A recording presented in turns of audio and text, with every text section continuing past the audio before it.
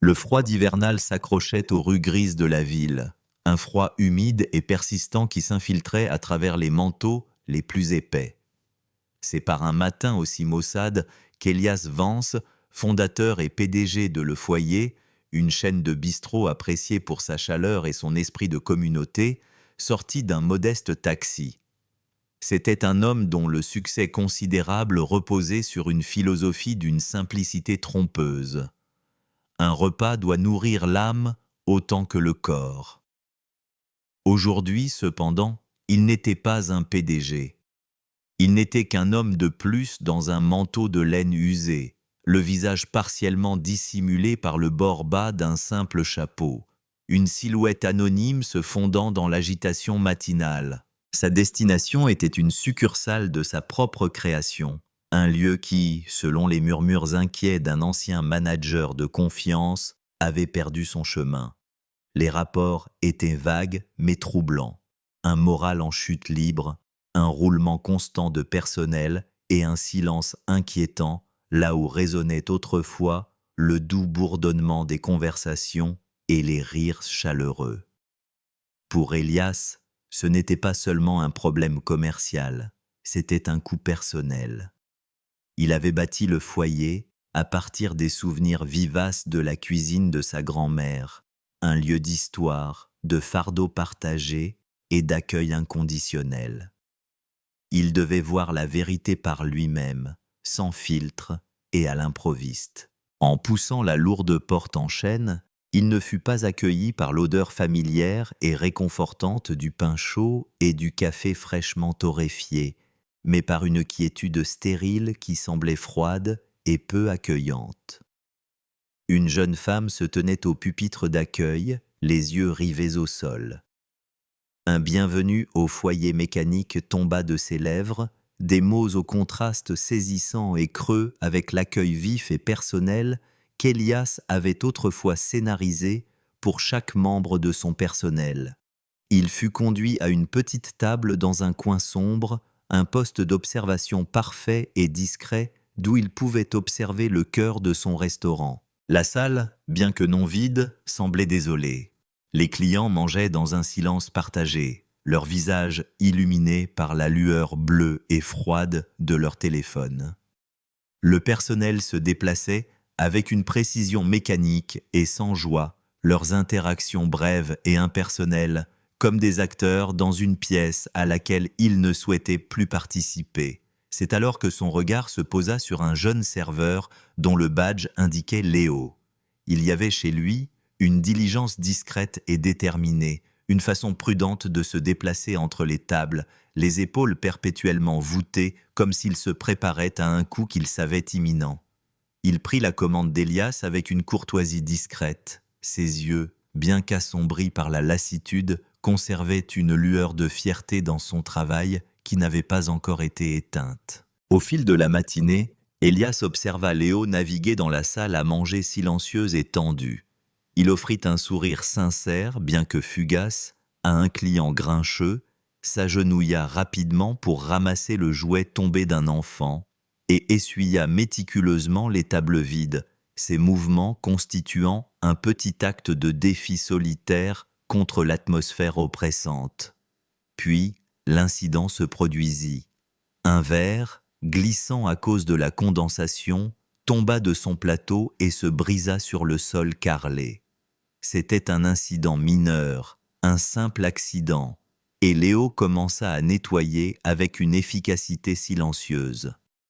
Mais de la direction de la cuisine émergea un homme dont la seule présence semblait aspirer le peu de chaleur qui restait dans la pièce. C'était le manager, un homme nommé Victor, son visage un masque permanent de désapprobation amère. Victor n'éleva pas la voix. Il n'en avait pas besoin. Il siffla le nom de Léo, le son fendant le silence comme un coup de fouet. Il demanda si Léo pouvait faire quoi que ce soit correctement. Léo se figea, ses excuses mourant sur ses lèvres. Il hocha simplement la tête, son visage un tableau de l'humiliation silencieuse et profonde. Victor, d'un geste dédaigneux de la main, se retira dans son bureau, laissant une traînée de peur palpable dans son sillage. Les autres membres du personnel détournèrent le regard, leur silence collectif témoignant de la régularité de tels incidents. Ce n'était pas une exception, c'était la règle. Le repas d'Elias arriva, mais son appétit avait disparu.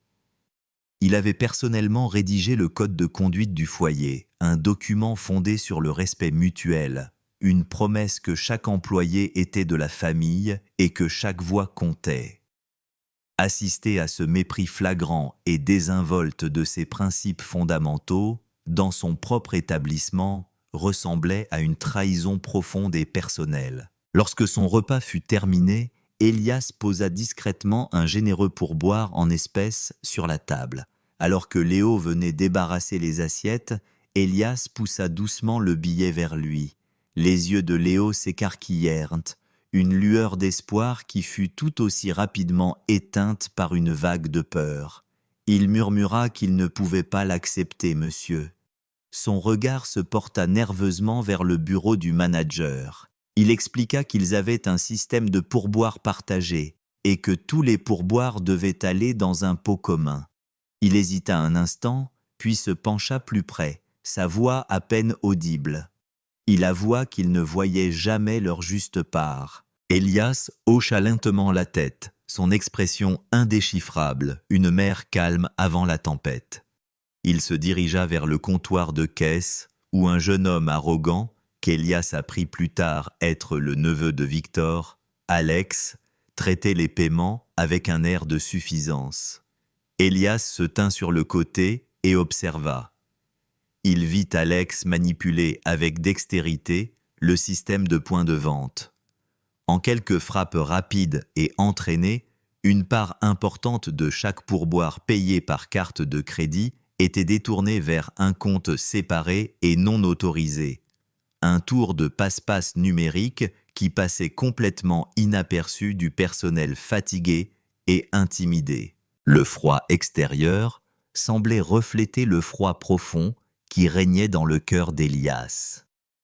Il sortit sur le trottoir et passa un unique et bref appel téléphonique, sa voix calme mais ferme.